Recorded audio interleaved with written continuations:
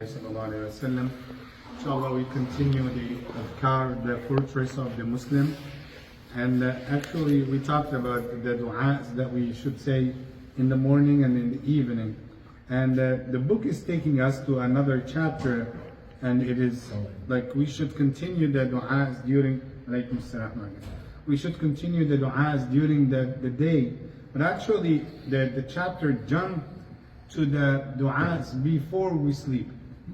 And actually, the remembrance to Allah subhanahu wa ta'ala before we sleep, that is, I wanted just to remind myself, remind you as well, about the impression that we had when we wake up. You remember? When we woke up, we should showing the gratitude to Allah that He gave us another chance. But now I'm going to sleep. So what should I feel? What should I feel? That I'm going to sleep.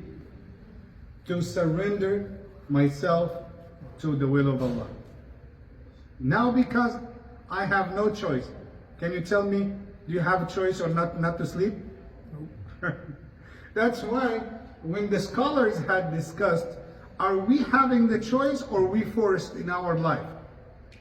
So they said that we have the choice in some issues, but we are forced in other issues. You have the choice not to eat. Otherwise you will die. Do you have the choice not to breathe? Do you have the choice to prevent your heart from, pumping and beating? No, you don't. Otherwise you will harm yourself. So that's not a choice actually. But when we mean the choice to do that and to keep your life still running, you cannot do this. So sleeping, that is ni'mah from Allah subhanahu wa ta'ala. And when we talk about sleeping, nawm, is that reminds you of something? The death, the reality, that it's a minor death. This is how we look at sleeping actually. And we said, what is the significance of it? What is the signs? Why Muslims consider sleeping as a minor death? Simply because we lose the track of time. When you wake up in the morning, what's the first thing you do by nature? You look at the time. Looking at the time, that's the only way that makes you know how many hours did you sleep. How many hours, how many minutes I have slept. Otherwise, imagine that you woke up and you didn't look at the sun, you would not know how many hours, that's why Allah subhanahu wa ta'ala told us about the people of the cave when they have slept and they didn't have access to the time yet. So they said, لَبِثْنَا يَوْمًا أَوْ بَعْضَ يَوْمٍ. We just slept one day or even half of a day, part of a day, some of a day.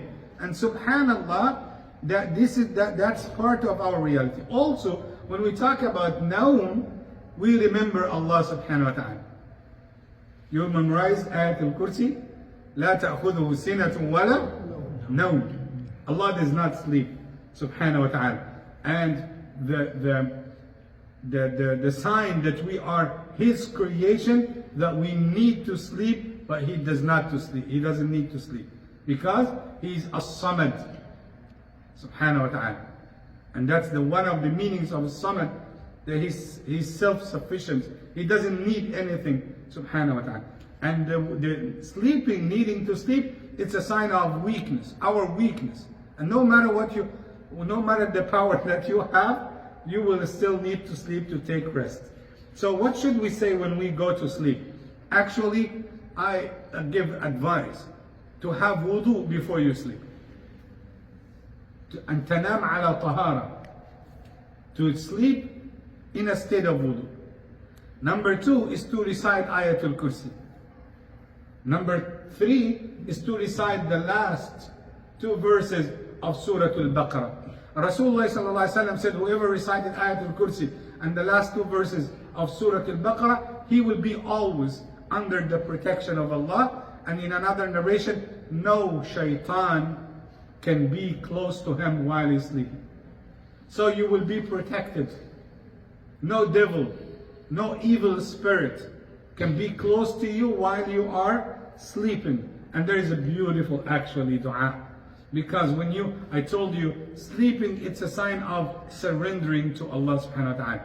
The dua, Bismika Allahumma, Bismika Rabbi, Bismika Allah, in the name, all of them, in the name of Allah subhanahu wa ta'ala. In your name, O Allah, by your name, وَضَعْتُ جَنْبِي, I laid my side.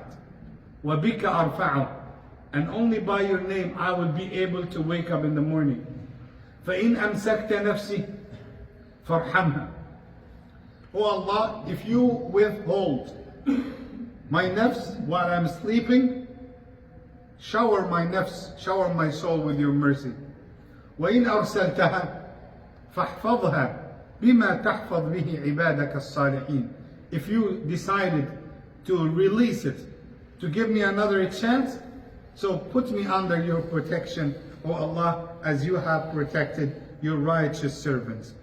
And there are actually Bismika Allahumma amutu wa ahya. That's another dua. In your name I die, in your name I will be resurrected.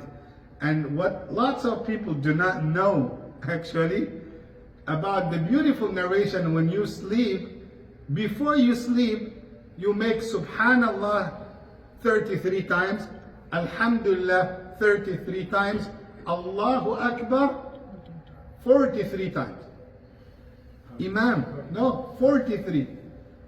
So, yes, 34. You know why? Lots of people think it's only after Salah. We should say those after Salah. No, but it's sunnah to mention or to